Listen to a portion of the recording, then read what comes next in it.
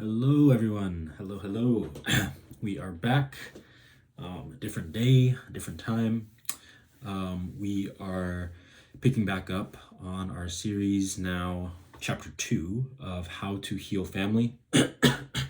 um, and we will be talking about parents. We'll be talking about parents. We'll be talking about how to actually reintegrate. The last we on chapter 1, and I want to hopefully clarify that from chapter 1 on the Great Return, right, which was the coming back, right? When you've gone out into the world, how do you come back?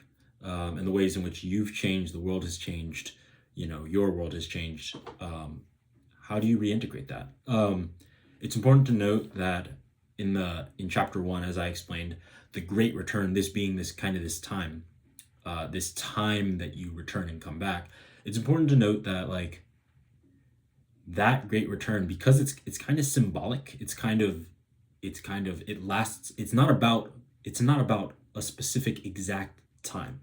The Great Return is actually still happening if you haven't completed it, right? So it is a chapter. It is a chapter of life that you should, kind of like a test, that you should successfully enter. You will enter and should successfully kind of exit. In a sense, your success will be full integration, right? So I want to, let's see, the way that you check for this, and some people might already just know it, but right, you think about, is there something that's difficult for me to talk to with my parents, or did we have that conversation, right? Which is the conversation of a reintegration of who I've been becoming and who they have been, right? Or who they're becoming, right? You just need to look at that, and you have to say well, have I had an experience that's like a full integration? Can I go to them at any moment and kind of question them or bring them new information, and we kind of discuss it, right? So the most healthy point, right, for someone who's successfully gone through this and done it the right way, done it successfully, right, which was the last option, if you remember, you will have what I would call an open exchange of information and ideas, right? That is a sign of a very healthy relationship, probably just in general, but especially then with parents, being able to know, did I get through that chapter successfully or not? Am I still in that chapter, right? So that's the thing. If you haven't actually finished it, if it's not completed yet, you are still in the Great Return. Understand that. That's why that chapter is so important.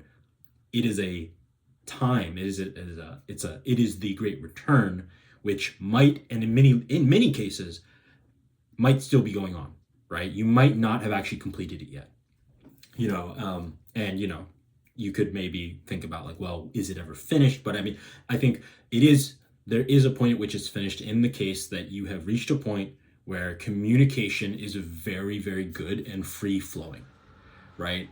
And that's the thing, we know that instinctively, we kind of know that because all of our best connections, all of our friends, all the people who we want to hang around with still, that's what that is, right? Look at your most healthy relationships and realize how oh, those are just, yeah, free exchange, right? When every time that I've had a best friend, right?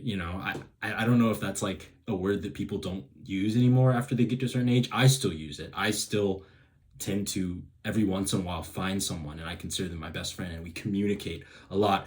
And at the height of that, what I see is that oh my gosh, I just text them. I just talk with them about these random ideas, these things or something, right? And we're just exchanging ideas, right? So in that, I've already given you the ideal, right? You're already actually able to see the ideal. So we're kind of working backwards here to understand what is the most healthy, and then how do we obtain that, right? For many of us, that might sound unobtainable. When you hear that, you're oh, just almost anything, right? That means political, that means religious, that means belief, because belief is one of the biggest things, right? It's do you see the world the way that I see the world, right? So belief is at the top, okay? for many of us, it's gonna sound so daunting. It's like, oh, like I could ask them about anything. Like I could question, even to the point that I could question things they did in the past. Right now, again, hopefully you'll be able to do that with some grace. But yeah, for the average person, like that's not the experience that they have with their parents, right? For many of us, we're still somewhere in between the Great Return. We have not actually completed that chapter. So now that we've established that, now that we've thought about that, am I still within the Great Return? How do we work up to that? And this is the beautiful thing. And I kind of mentioned in the end of my last video, there's an entire landscape to interpersonal relationships, to relationships, and to how people work. To some of us that might be obvious, and to some of us it might not be so obvious. And I'm going to go into detail about why I say it that way and what exactly that means. Many of us have this instinct inside of us. We kind of know that, like, well, what I want with my parent is in some way what the same thing I want in like a friend or a colleague, right? And for some reason that's being blocked, and we might not know exactly why. We want to have meaningful conversations with them. We want to have an exchange of information and ideas, and to be able to update them about our lives and be like, hey, this is what I have going on, right?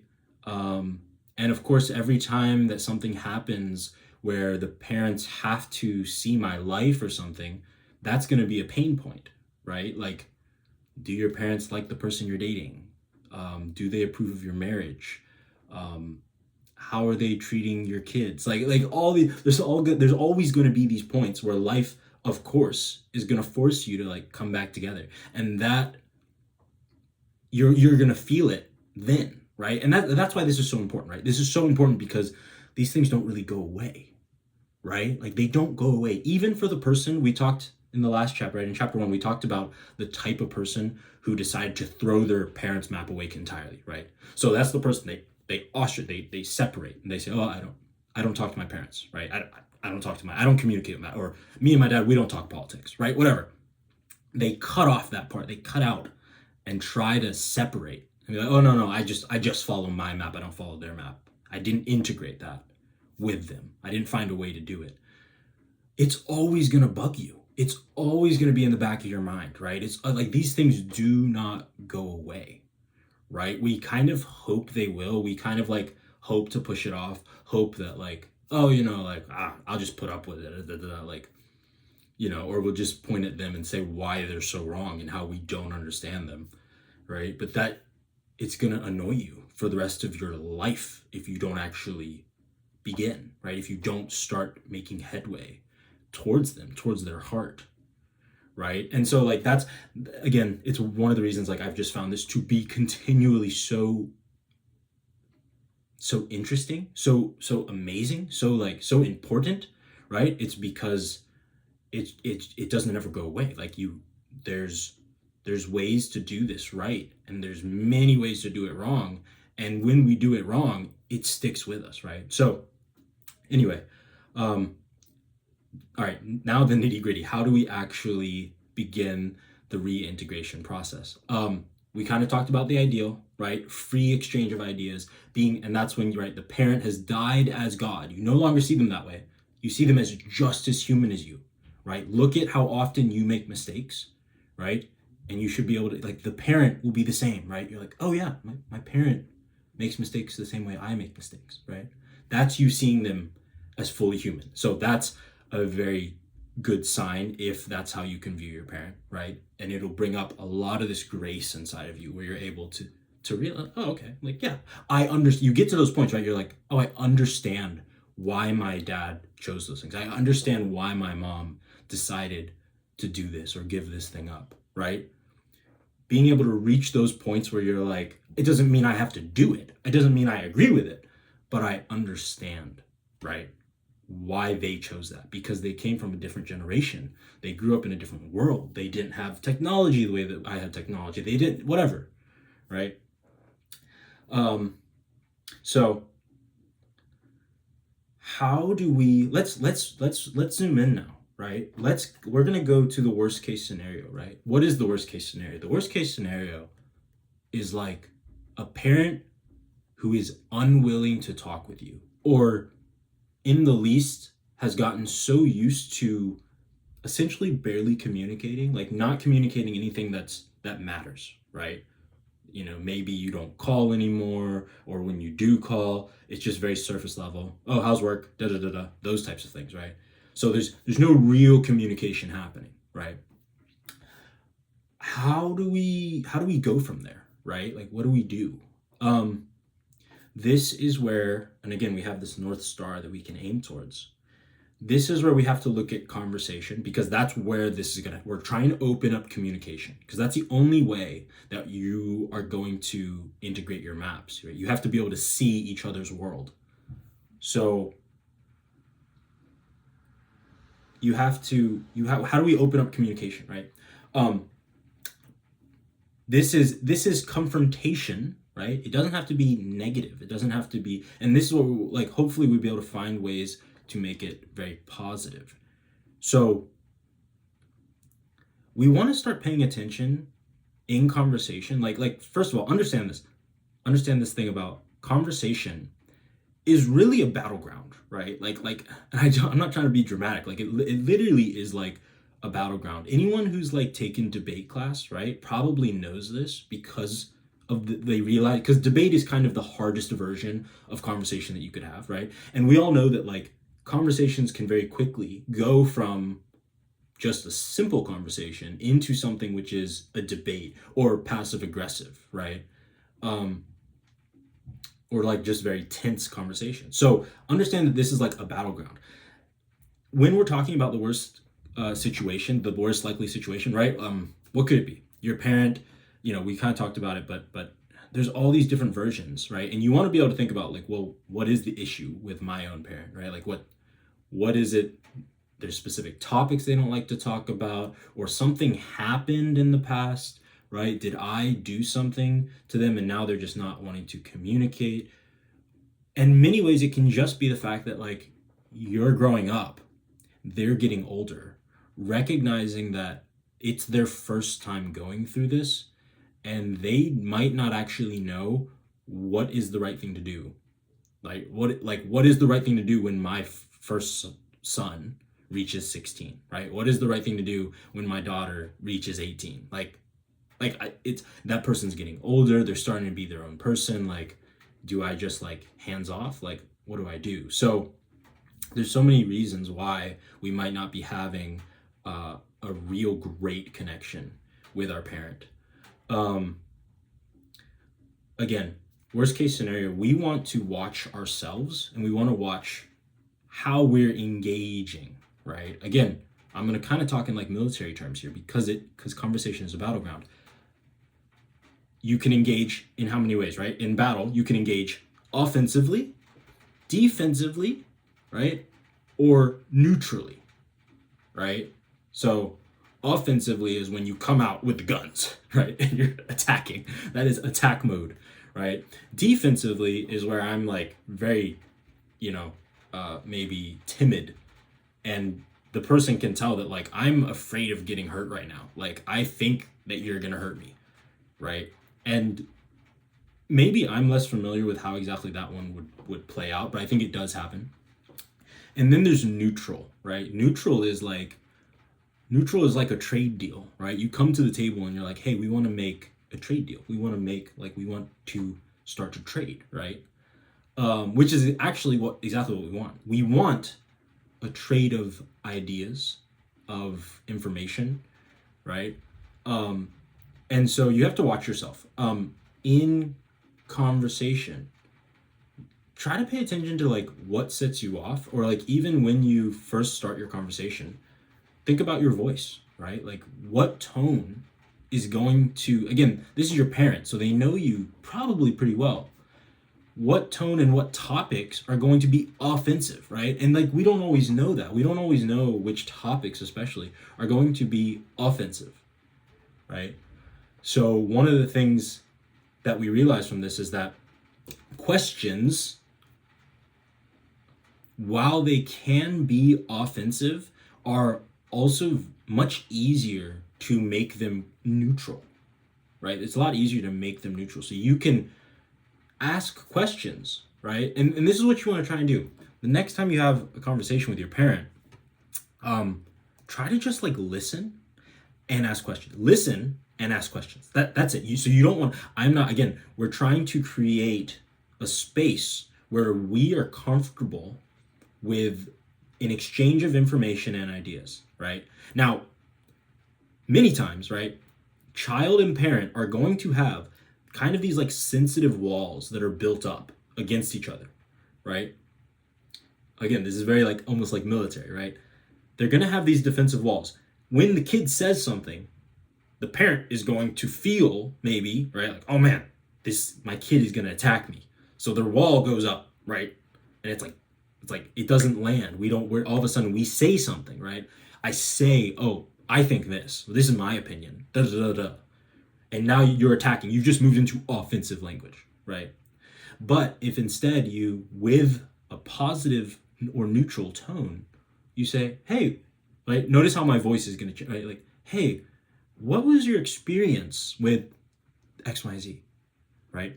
And just, you want to keep asking, right? They say one thing and you keep asking questions. You're not gonna voice an opinion about any of what they have to say, right? You are just listening. What are you doing in that moment? You are downloading the map. You're actually downloading more of who that person is, right?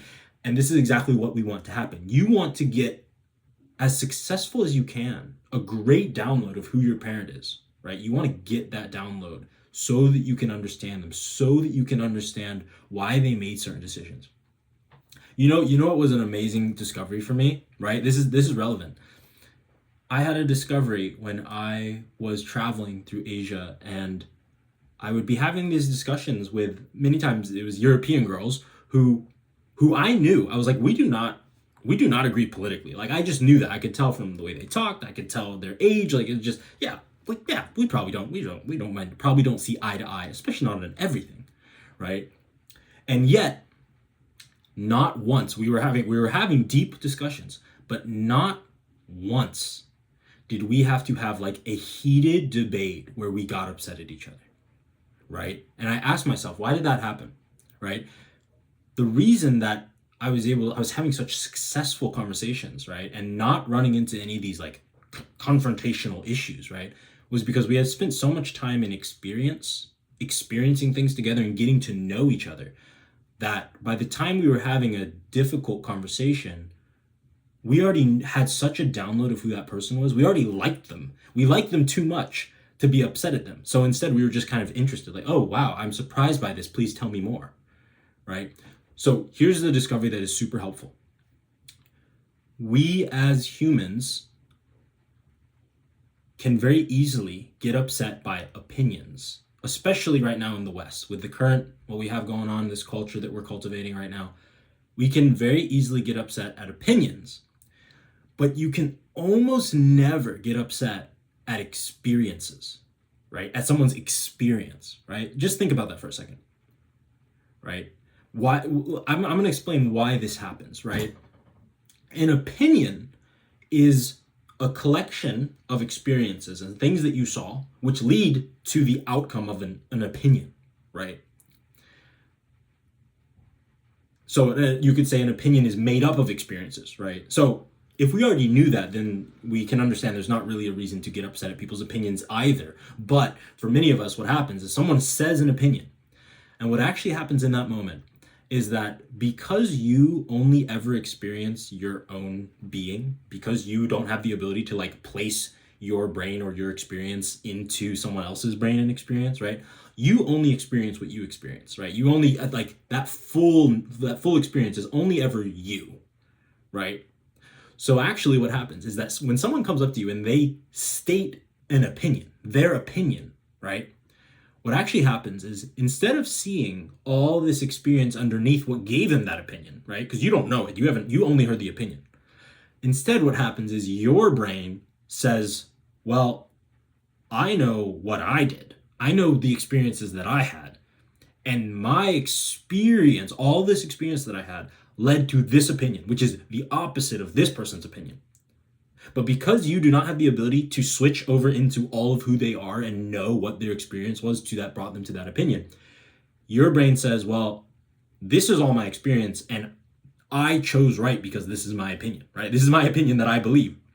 This person is telling me that they think the opposite. Therefore, they must be making the wrong choice. They're making the wrong opinion. They have the wrong opinion because I know what it was like for all of my experience that led me to this opinion that I have, right? And I believe that I'm correct. So this person has to be wrong, right? That is what happens in our brains, right? When someone states just the opinion and we have no idea about their experience, right? Once I had that realization, right, after many, many conversations and realized like, wow, I can't really get upset at someone, right? When they tell me, they're like, this thing happened and then this thing happened and then this thing happened and this thing happened, and now I'm here. This is my opinion about something because of these experiences, right?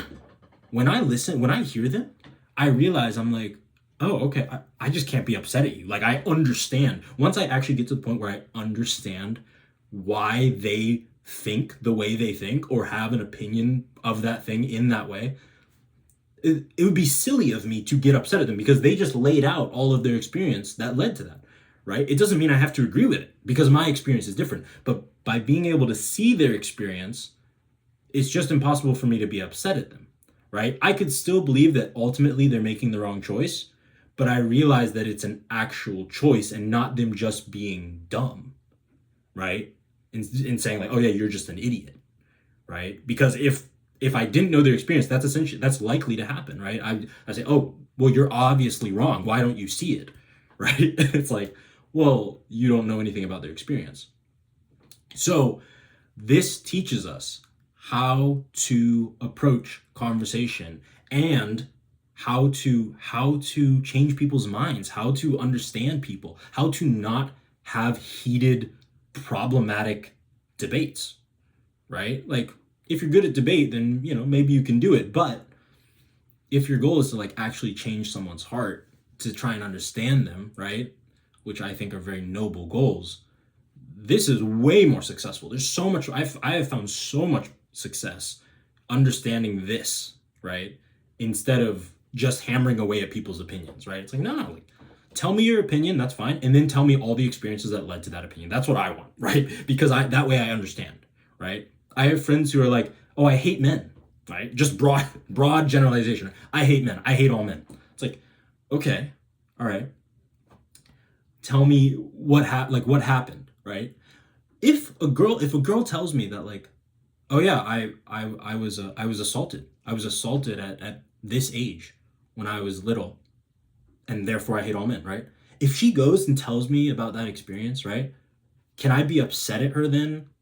That, like, should I be surprised that she ended up in a position where she's like, yeah, I hate all men? It's like, that makes sense. That like, I understand how you got to that point.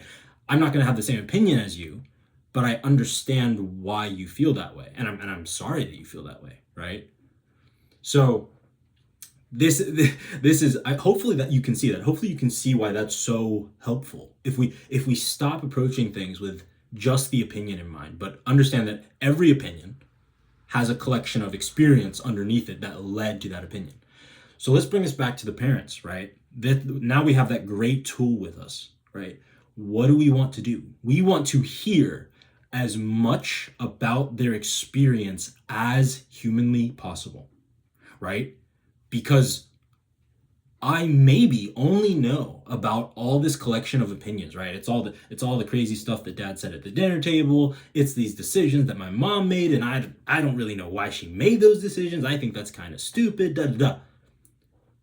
Those are outcomes. Those are opinions and outcomes and choices that have been made in the past. We need to understand all that's underneath that, right? What was it like, right? What were you experiencing at that time where you made those decisions, or that what brought you to those opinions, right? What is it that has turned you into the person you are today, right? And so this is actually where we see all of a sudden, we're like, oh snap, the map of my parents, if I get the full download, the transition, once I see that and I actually it's the question, right? Ask yourself, if you knew like every chapter of your parents' life, right? And you knew so much about their experience, like all of a sudden nothing would really surprise you anymore. You would just understand them. I'm telling you that from firsthand experience, right? I'm going to tell you another story. My dad is a great storyteller. He tells a lot of stories. He loves to tell stories and he's very good at it. But when I was probably like 18 years old, maybe we were going out, we were hiking on the Appalachian Trail, and um, and I had all these stories floating around because he had told so many different ones, past girlfriends, all this type of stuff, school and teachers and travels. And on this hike, I went back and I knew that we had 2 more hours to hike, right? I said, okay, Dad, I have all these stories floating around about your life from the past. You've given me all these different ones. I want you to start from the beginning, as young as you could possibly remember, right? As you were, and work your way for the next 2 hours, because I know we have 2 hours of hiking more. For the next 2 hours, I want you to lay them all in order, right? And tell me from beginning to present, right?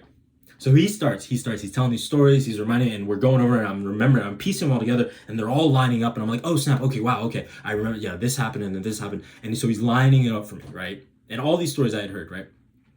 Or most of them. Finally, he gets to the present now, right? It's the end, it's the present. We're like, right? We're to the present now. He's had kids, he's married, he's had kids, and we're doing this thing, and I feel within me, I have this feeling as he's just finished, he's done, right? And I have this feeling, I'm like, oh, there's a part of inside of me, there's a part of me that's waiting for something. I'm like, what is it? I'm like searching inside myself. What is it that I'm waiting for my dad to tell me? Because like that was it. He just laid everything out in chronological order. Why am I still waiting? And I realize that I'm waiting for the point in the story where he was going to tell me that like God essentially came down upon him and gave him perfect knowledge about the decisions he had to make in life and how to raise a family and who was the right person to marry and what was the culture that he was going to cultivate in his family and all these decisions, all these opinions that he had, right? I was waiting for this moment of godhood, of my father to be elevated to this all-knowing point. And that moment never came, right? My dad had just walked me through all those experiences. And what I was able to then realize fully was that, oh my gosh, my dad is just like me. In all of his stories, what he was just doing was he was at chapter 1 and he was chapter 2, and all he was doing was the best that he had at chapter 2, he was taking it over and trying to make it work with chapter 3. And some of it would work and some of it wouldn't. And then he'd learn a little bit more and then he'd take that and he'd take it on to chapter 4. Right? And some of it would work and some of it wouldn't. And then you take that from chapter 4 onto chapter 5. Right? And I'm like, wait, that's what I'm doing. That's what I'm just trying to collect the best of what I can and understand who I am and what the world is and all other people. And I'm just doing that. Like I'm just one chapter to the next. And so I'm there hiking with him and I realize this. I'm like, oh my gosh, my dad is just as human as I am. Right? That's what grounded it for me. That's what made it reality. That's where my father died as God and was reborn as human. It's like, oh snap, right? Like now I have wells of grace. I have huge amounts of understanding, and I have the stories along with it to understand who my dad is. Like I actually know who he is now. Isn't that amazing? Like just think about that for a second. How scary almost it is also that the fact, like, oh wait, we might not actually know our parent. Okay, wow. So we might not know our parent. So a lot of the trouble we're running into is because we just don't know them. We don't know them as much as I know my friend or I know my sister maybe or my brother. I don't know them. So I need to know them, right? So that when I hear them say something or do something that is different from me, I'll actually know why they did it, right? My dad will say something and it's not something I agree with. But I'm like, oh, actually, in my dad's experience, like, yeah, that makes sense. I understand, right? Like, whoa, so different, right? So different from the parent who says something and you feel like, oh, let me Like, what are you talking about? What are you, let me attack, right? Again, offensive, right? We become very quickly offensive, right? Because we took offense to it, and we're attacking and trying to teach them and tell them why they're wrong. It's like, well, man, I could do a lot better, right? We could all do better. So get that download as much as possible. So that's number one, right? Get the download as much. And again, we kind of went over it. Like, it's listening and asking questions, right? It almost, right? And don't ask questions offensively. Don't ask questions sarcastically. Don't ask questions in a way that you're trying to trap them, right? Just ask experiential questions, right? What was their experience? Like, wow, how did you live through that time? How did you feel about these different things that happened in history, right? Where were you when 9/11 happened? Where were you when, the Vietnam War, right? Like, did that affect you at all? Right? That is exactly how you start digging into who your parent is and understanding them to such a level that you'll end up just laughing, because you're like, wow, I was so worked up about this before, right? I was so worried, right? And all of a sudden you realize, like, wow, like, as long as my parent realizes that I want to know more about them, right? This is the second, this is important, right? You might have to communicate this, because the parent might not realize it, or they're worried that it's not taking place, right? Which is that this almost all children want to know their parent as deeply as humanly possible, right? Parents feel that want also, but they kind of get scared as the kid grows up, goes through their teenage rebellious phase. Like, they're like, oh, maybe my kid doesn't want that anymore.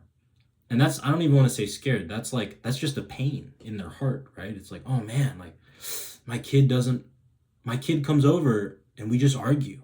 That is such a deep wound for a parent in a different way than it is for a kid, right?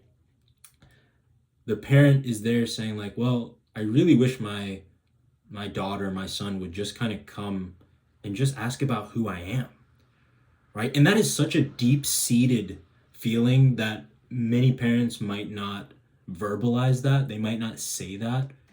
But I think that most parents feel that and want that. If you don't have that, that's what they want. So it's both ways are true. I think the parents want to be in communion with their kids. They want to be together with their kids, and kids want to be together with their parents. It's just this in between that we don't always understand, and we don't know how to navigate it, right? So I'm going to give you one more thing, because I've laid out a lot there, and those are a lot of really great tools. Try approaching your parent in what I call, right, not offensive, not defensive, neutral with positivity, right? So neutral with positivity. That would be me calling my mom and dad and saying, like, hey, mom and dad, I would really like this type of relationship with you. And maybe I did some things in the past that made it harder for us to have that type of relationship. And I think we might have to learn a lot about each other in order for us to actually reach that. But that's what I desire, right? Would you be willing, like, is that something you also desire, right? That is such a great question. That is such a good question to start to open up, right? And it might feel scary in the beginning, because again, we have to realize that, like, if we've gotten used to, like, every time that I have a meeting with my kid, they attack me, or vice versa, we're not going to feel safe, right? So we have to realize the reason why questions are so good is because we want the person in front of us to feel safe communicating with us, right?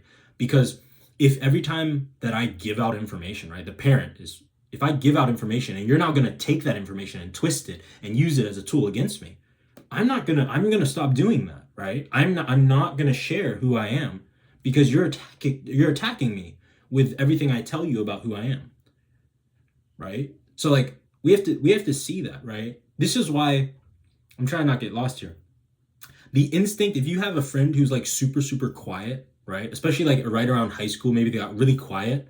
The reason they became very quiet is because they realized something that's a nature in law. Sorry, it's a law in nature. It's a law in nature, which is that like giving out information about who you are is dangerous, right? It's dangerous. People can take information and use it against you. So people who naturally someone use it against them, and what do? Is they bottle up and they're like, well, I'm gonna stop giving out information about who I am, right? That so they're actually being smart. Like the reason that they're become quiet people is because they realize that like, well, this I need to protect myself. I'm not gonna give out my power, my energy to people just for them to use it against me, right? So like again, we have to look at you have to study this type of stuff. You have to study power. You have to study offense and defense, right? When am I being offensive in my tone, right? Once I get emotional, right? So I start getting emotional, I start attacking, right? You gotta watch that. You gotta try your best. Like find someone who you can practice with, right? And bring up different topics and see if one of them kind of like sets you off. And try to understand it. Like try to and hopefully the method in the beginning about like experience, hopefully that'll help. Like realize that this all happens because of experience, right? People usually are not trying to do bad, right? Most people do not, especially a parent, usually is not trying to hurt you, not trying to do something bad for you. They believe they're doing something good for you, right? It might be the case that it's no longer good for you, but at least their original intention was probably something good. So, yeah, conversation with parents, starting to get an equal exchange of ideas and information. So first, just obtain information and ideas, right? That can be me asking questions and I'm like getting information about who they are, right? And ideas that they have, right? I'm downloading it, I'm taking it all in, right? As much as possible. And then eventually I'll bring forth a thought, something that I have like, oh, wow, like, oh, I'm thinking about this. Like, what about this thing you said? Like, and I'm all right, I'm not doing it offensively, right? Being like, oh, like, well, but you said this, I'm not doing that. I'm like, oh, what about this? Listen to my tone, right? No. Like, this is a tone of interest, of curiosity, right? Curiosity is such a great tool for getting to know people, right? It's the best one that I've ever found, right? Pure curiosity, right? Ask with curiosity towards your parent. Hey, dad. Hey, mom. Like, what about this? How did this happen? You know, how did you? Right? I got a smile on my face. I'm curious. I want to know, right? And the person will just you can almost can't help but just kind of open up and be like, oh yeah, like wow, it brings. I have this memory and this happened, right? Like exchange of information and ideas, and eventually more and more you will be able to start bringing forth your own ideas and experiences and opinions. Be like, hey, like, well, I tend to feel this way about this, but like that's because of these experiences. Like, what do you think? Like, right? That is such a different world, right? That is right in that moment where you're like, oh, I've had this experience, but what do you think about that? Like, what do you think in your experience? What is it like this? That's such a right. That's a good way to start a sentence, right? In your experience, right? You bypass the opinion. Just leave it, right? We don't want to talk about opinions. In your experience, what do you think about this? In your experience that you've had, like what did you decide? What did you, right? That's a great way to engage in conversation and start making headway, right? Just call them up. Call up your mom and dad.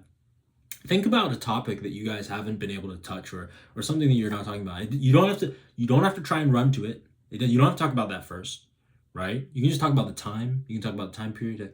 Hey, dad, what was the experience? Like, what's the experience that you had around this time, right? What were you experiencing when I was born? What were you experiencing when you had your third child, right? Like, yes, all of a sudden things start to become clear, right? We're able to see how things really can open up. Hopefully, right? I'm not going to put my opinion forward. I'm not going to tell them where they're wrong. I'm going to start just by practicing listening and getting the download and asking about what their experiences are.